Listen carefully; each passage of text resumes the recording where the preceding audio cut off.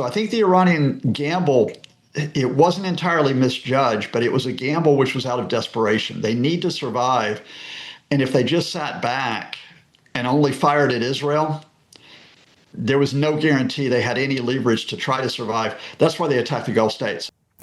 Joining us today is Scott Lucas, Professor of International Politics at the University College Dublin's Clinton Institute. Welcome back to our program, Professor Lucas. Hello, Daniel. Hello, Sofia. Hello, Ukraine. Ukrainian security and defense forces struck Russian frigate Admiral Essen during the overnight attack on March 2nd, and right now this warship is unable to launch cruise missiles. What is your take on that, and also what do you make of this strike in the context of US efforts to involve Ukraine in intercepting Iranian drones in the Middle East? Well, I think, Daniel, if I can start off with sort of a wider context for these attacks that are taking place on Russian warships. Look, this week, we've not only had the attack that you've mentioned on the Russian warship, we've also had Ukrainian attacks on the port of Novorossiysk in southwest Russia on the Black Sea. And I think there were 3 warships or support ships that were killed, that were damaged in that attack. And then, although it has not been claimed by the Ukrainians, the Russians are saying that they had another ship, a liquefied natural gas carrier, that was hit with an explosion off the coast of Libya overnight. Clearly, I think it's not only the case that Ukraine has been calling for tightening measures against the so-called shadow fleet, those Russian ships that evade sanctions. I think you're seeing increasing action against both Russian warships and also those Russian ships of the shadow fleet, whether it's sanctions, whether it's trying to confiscate those ships, or whether it's trying to damage them and put them out of action. And it just shows another vulnerability of the Russians. I mean, just a quick reminder here, in terms of Ukraine's resilience, if we go back to 2022 and 2023, that's when Russia had control of the Black Sea. That's when it was going to, starve Ukraine into submission by cutting off food exports out of all ports. Well, Ukraine by 2024 had broken that stranglehold on the Black Sea. More than a third of Russia's Black Sea fleet had been damaged or put out of service. Now here we are in 2026, and it's not a question of this happening just in the Black Sea. We're seeing Russian ships elsewhere that are getting attacked. We're seeing Russian ports that are getting attacked. It's not going to bring victory against the Russian invasion, but it is a further constraint on the Russians that not only do they not have naval superiority, they actually have this naval vulnerability, which is being exploited. Also, Ukrainian President Volodymyr Zelensky said Wednesday that Ukraine will send its own military experts to the Middle East to help counter Iranian drones and missiles. Meanwhile, US and several Gulf countries are also considering buying Ukrainian interceptor drones to stop Iranian Shahed drones, according to Financial Times, because Ukrainian drones are much cheaper rather than missiles for US-made Patriot systems. Does it mean that Ukraine still has some important cards on the global stage and some leverage? Oh, Ukraine is increasingly important in certain sectors of military technology. The fact that you've had to develop that military technology to survive means you are, if you want to use economic terms, you're a market leader in terms of areas such as drone interceptors. So even if there was not a Russian invasion, it would make sense for Ukraine to go to other countries and say, look, you're in need of drone interceptors versus the Iranian drone and missile retaliation. Let's make a deal. I think the question here is what's the deal that Ukraine's trying to strike here? I think one of it's just simply political goodwill. At a critical time in these talks to end the Russian invasion, they're not only showing Europe's already supporting Ukraine, they're showing the Americans, look, we have military technology which is of use to you. Now, don't you think you should be defending our security against Russia for the future? And then, of course, there's the question about whether, in fact, there, would be, all right, if Ukraine gives or provides drone interceptors, can it get, for example, supplies for its air defenses in return? That I think I'm a little bit more pessimistic about, because the fundamental here is that those Patriot missiles, which could be used to defend Ukraine against the Russian attacks, are being used to defend Israel or possibly to defend the Gulf states. So in a way, this U.S. Israel war on Iran is double-edged. It does offer an opportunity for Ukraine to show, look, we are a valuable partner here. You need to defend us because we are that valuable partner. But on the other side of this also is taking away assets that could be used, to help Ukraine continue to repel those Russian aerial attacks. Actually, you already discovered this topic, but I also want to go deep because Ukraine could face a shortage of MIM-14 Patriot missile during this conflict in the Middle East. And Volodymyr Zelensky has suggested exchanging Ukrainian interceptor drones for Patriot missiles. And as you already said, that Ukrainian defense system and defense industry could be useful, that's also interesting to hear how exactly this experience could be used in the war in the Middle East and how this conflict actually affect arms supplies to Ukraine in the coming weeks, I would say. Yeah, I think that's an important point. And I think the problem here is that the Americans can turn around and tell Ukraine, oh, well, we'd like to help you, but our Patriots have had to be used elsewhere. And remember last year, that was the excuse that was given by U.S. officials that wanted to cut off assistance to Ukraine, especially an Assistant Secretary of Defense, Elbridge Colby. We've done a review of Pentagon stocks. We need these stocks for our own defense. We need them for Asia. We can't provide them to Ukraine. I think this is probably going to increase, it's going to raise, I think, the question of Europe now. It's like, okay, if the Patriots are not available, you would like to have the Patriots, but what alternatives do you have? What systems can you provide? Because remember, when we talk about Patriots, there are the Patriots that the U.S. can provide, but then there's the Patriots that European partners have, like Germany. Now, Germany has said in recent months, we can't give you more Patriots because we need the Patriots. Well, look, come on. Germany, you're not the one that's imminently going to be attacked. So let's talk about what can be done either with German systems, such as the Irish systems, or the Patriots. I think it's just another case of Europe's going to have to step up the support for Ukraine because the U.S. has tied itself down with the choice to go in and wage war on Iran. I also want to switch to the topic of the three-party negotiations, and we know that talks with Russia, Ukraine, and the US have been postponed, and we don't know when actually they will have a meeting. And one of the official reason is, of course, due to the security concerns, because the meeting had to take place in Abu Dhabi. But do you think this delay is only about safety, or it could also reflect a lack of progress in the peace talks? And how might Russia actually use this time? Well, Russia was already casting doubt on whether they would go into the fourth set of talks.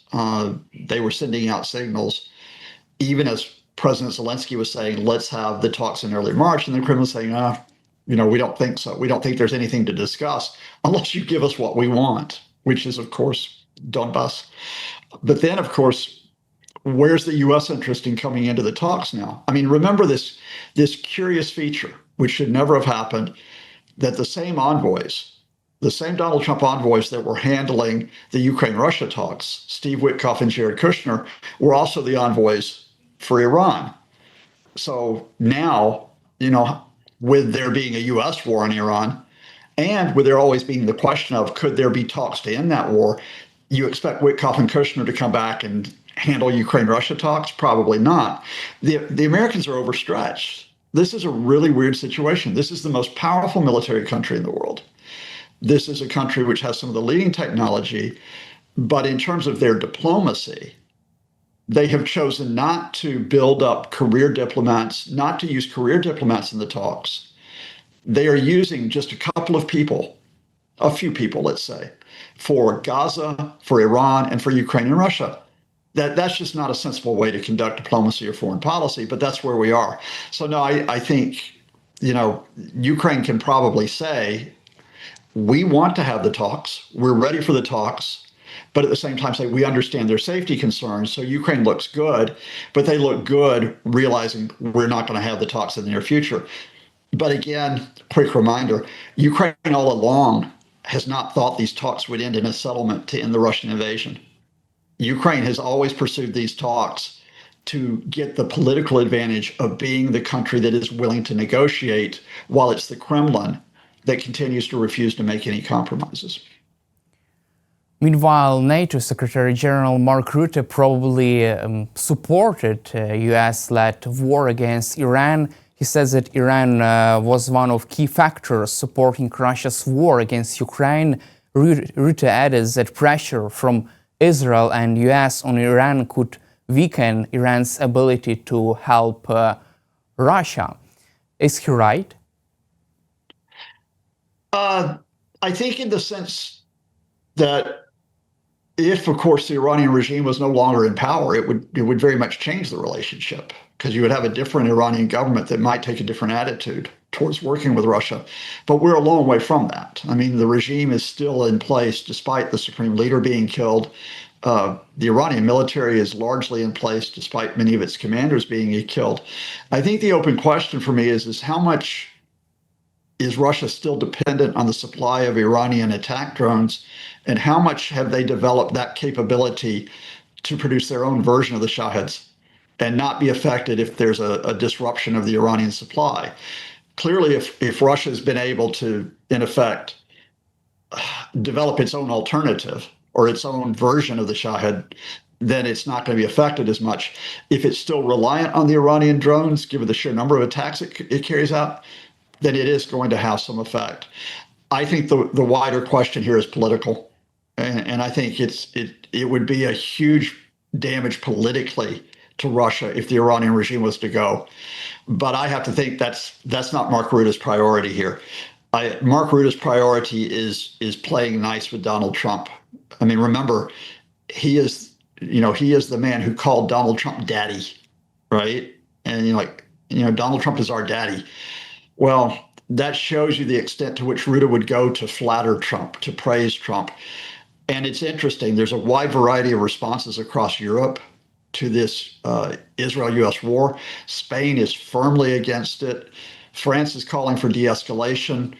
The UK refused to allow the US to use the Diego Garcia base for the initial attacks. It now will allow the US to use it for defensive purposes. But Rutte has been sort of the loudest voice to come out and say, yay, Donald Trump, this is great.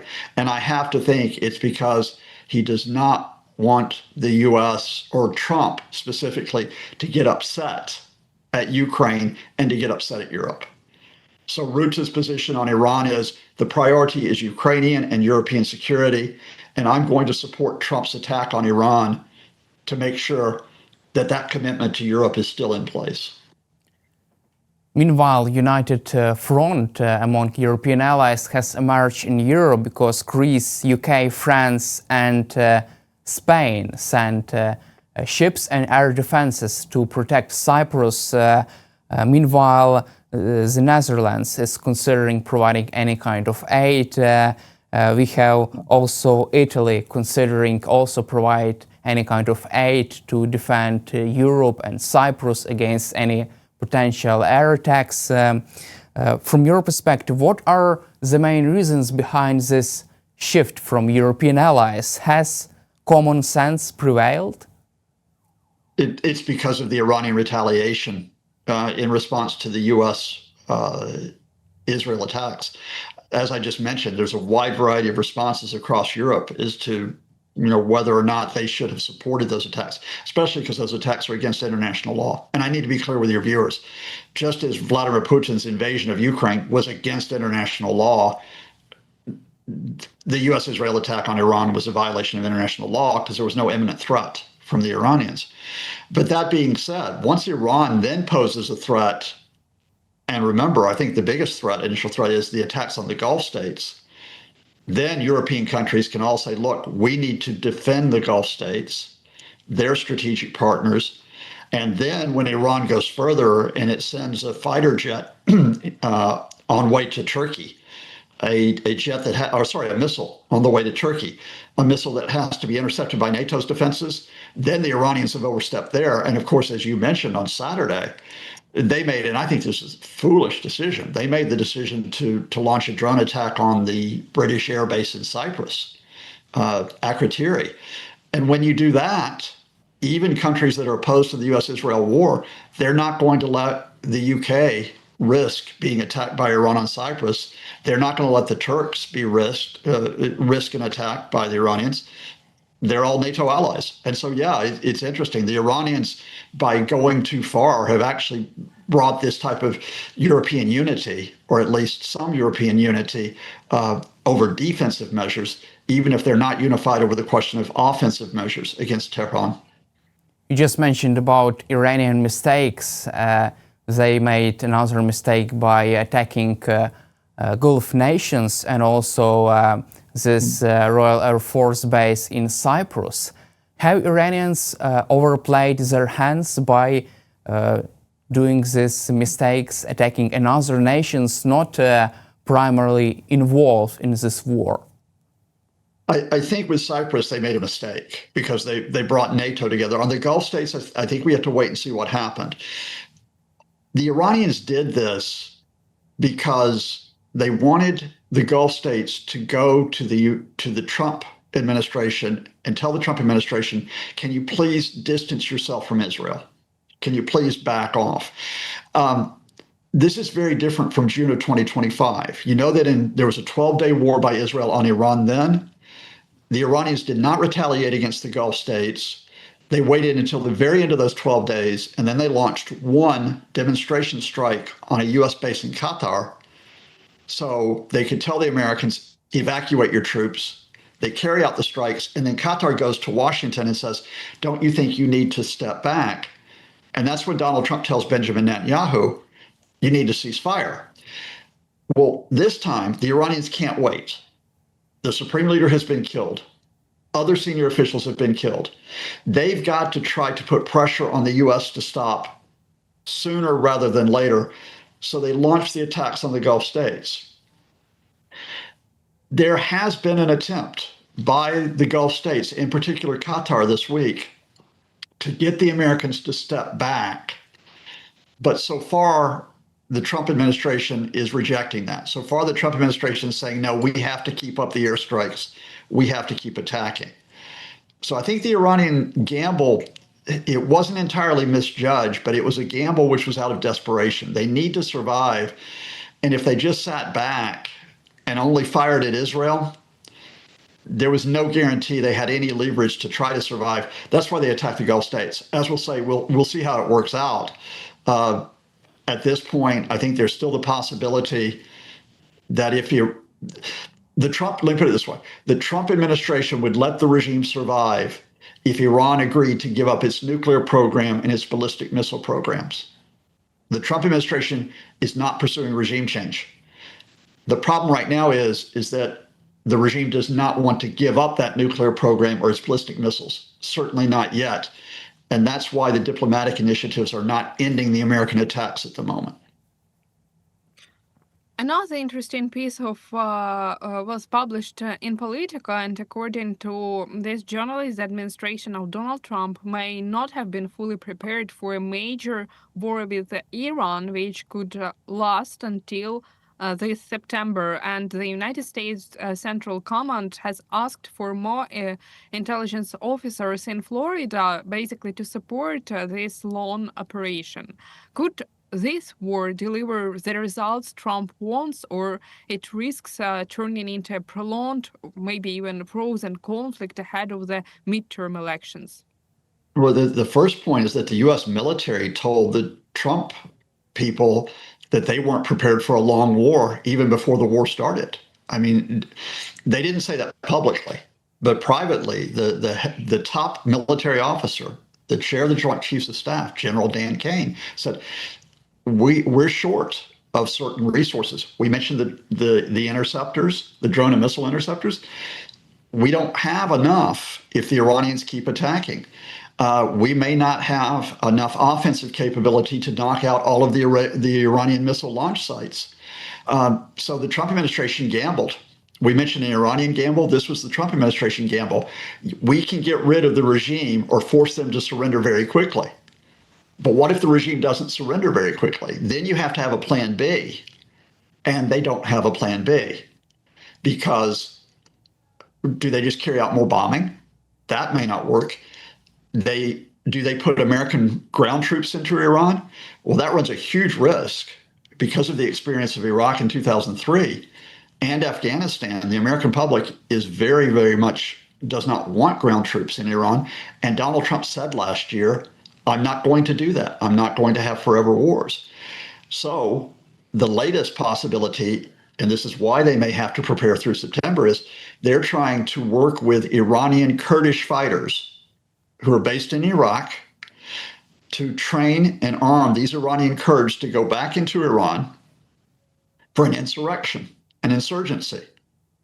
Now, maybe they could control part of Iran, but there's a huge risk that you start this war in part of Iran with these CIA military-backed Iranian Kurdish fighters, and then you see what happened in Iraq, that the whole country winds up with different factions fighting each other.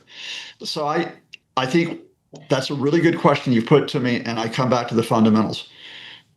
The Trump people wanted to demonstrate power. They wanted to demonstrate dominance. But they didn't have a clear plan to succeed with that dominance besides killing the supreme leader. And because of that, they may not have the resources to pull this off if the regime does not collapse in the next few weeks. In Washington on Wednesday, Republican senators blocked a motion that would actually have stopped the U.S. air campaign against Iran and required congressional approval for further military action. The vote leaves President Donald Trump with broad authority to direct the war as the conflict spreads across the Middle East. The question is, does this effectively give Donald Trump wide freedom to act before the midterm elections? For the moment, the Republicans in the Senate have blocked the resolution that would limit his war powers. We'll see what happens in the House today, where the Republicans have a very thin majority.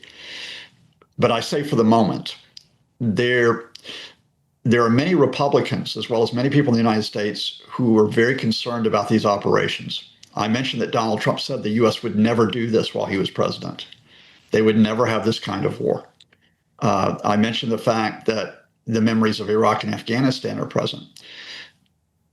There was a very striking fact over the weekend. In the first polls taken after the U.S. attacks, a majority of Americans, including 25% of Republicans who had an opinion, said they opposed the operations. Ever since I was a boy, every time an American president has gone in and launched a war or military intervention, Americans have rallied around the flag, and there's been a huge majority supporting the operation. This time, no, a majority opposed this. Now, legislators respond to public opinion. But there also is a split in the Trumpist movement. Some Trump people are very opposed to being allied with Israel to attack Iran. Representative Marjorie Taylor Greene, the commentator Tucker Carlson, for example. That means, and I come back to what we just mentioned a moment ago, if there is not a quick victory, if the regime does not collapse or surrender very soon, then you have Americans saying, including Republicans, our concern is the economy. Our concern is immigration. Why aren't you concentrating on these? Instead, why are you going off and fighting a war thousands of miles away? And I don't think that's even a question, Sofia, of this affecting the elections in November. I think well before November, if there's not a quick victory for Trump, he's going to be in serious political trouble, and you will begin to see a rebellion by Republicans against giving him unlimited authority. Let's cover also another interesting question of the role of Israel in convincing President Trump to go all in the Middle East. And also California Governor Gavin Newsom said Tuesday that Prime Minister Benjamin Netanyahu pushed U.S. into war against Iran. And also he argued that U.S. should consider suspending, halting military aid for Israel in the future. Do you share this view that Bibi Netanyahu dragged U.S. into this war against Iran? Yeah, I think it's really important because this question of Israel is always so big in American political culture to really establish the facts as we know them. The facts are that both in 2025 and in 2026, the Trump administration pursued a dual policy. On the one hand, it talked tough about Iran. You know, if you don't give up your nuclear program, we might have to take steps against you. On the other hand, it went into talks with Iran about that nuclear program. There were 5 sets of talks in 2025. Israel cut them short by attacking Iran with that 12-day war. And yes, the U.S. did join that war by bombing Iranian nuclear facilities. But then Donald Trump also was the one who told Benjamin Netanyahu, you have to cease fire. So what happened this time? The U.S. is in talks with the Iranians again. There's going to be 5 sets of talks about the nuclear program. On February 11th, Benjamin Netanyahu is in Washington. And Netanyahu is making a big thing about, you know, we need to hit the Iranians. We need to take care of this. Now, at this point, the Americans are still in negotiations with Iran. Those negotiations go all the way up till a week ago, last Thursday. So that would be February 26th. In that set of talks, the Americans went in again. This is Steve Witkoff and Jared Kushner. And they again said, Iran has to give up its nuclear program. They have to give up its ballistic missiles. But despite the fact that the Iranians don't accept that demand, they came out of the talks, and so did the mediators who are from Oman, and said, we think we're making progress. We think there's value in having another set of talks. 2 days later, the U.S. and Israel attack. So what happened here? What I think happened here is that the Americans, not because they were pulled by Israel, because of their own desire, get rid of the Iranian nuclear program, get rid of the Iranian ballistic missiles, and show American power, show American dominance. We can dominate this region. They made the decision, we're going to stop the negotiations, we're going to go to war. You know, that I think is the logical explanation based on the facts. The reason why this got muddled is because this war is illegal under international law. So the Secretary of State, Marco Rubio, earlier this week tried to give some type of explanation why this was legal. And he said, oh, okay, Iran was not threatening to attack us, but we knew that Israel was going to attack. And when Israel was going to attack, we knew Iran would retaliate. So we had to carry out a preemptive strike to stop Iran retaliating. Now, that was a ridiculous attempt to justify this under international law, because logically, if you want to stop the war, you ask Israel not to attack Iran. But that's what Rubio said. The problem here is that some people then looked at it and said, oh, Marco Rubio just said that the United States did not plan to go to war with Iran, but it had to do so because Israel was going to strike. So Israel dragged the U.S. in. And then Donald Trump says, no, it was my ideal all along to attack. That's why this all got muddled this week. But no, the fundamental is Israel had its reasons for going to war with Iran. The Netanyahu government wants regime change. Prime Minister Netanyahu has political and legal issues. He wants to push those aside by having the war.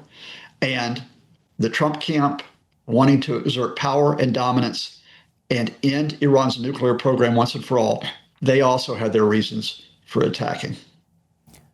But according to Axios, after that phone call between Trump and Netanyahu, Trump decided to go all in and to go to war with Iran because Netanyahu presented Trump with this option to strike to eliminate Supreme Leader Ali Khamenei, and he presented Trump with Israeli intelligence information about the location of this meeting, where all Iranian officials, probably most of Iranian officials, military officers, and also political leadership would meet in this residence and would discuss the next steps. Don't you think that Netanyahu had a final say in this decision of US to go to war with Iran?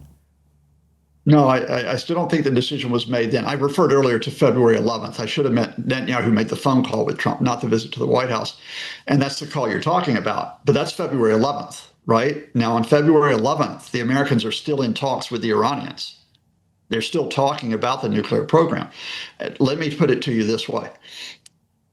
The Americans made a contingency plan, which is, okay, we will make planning to go to war alongside Israel. And that includes the targeted assassinations that you're talking about. But at the same time, they're still involved in the talks.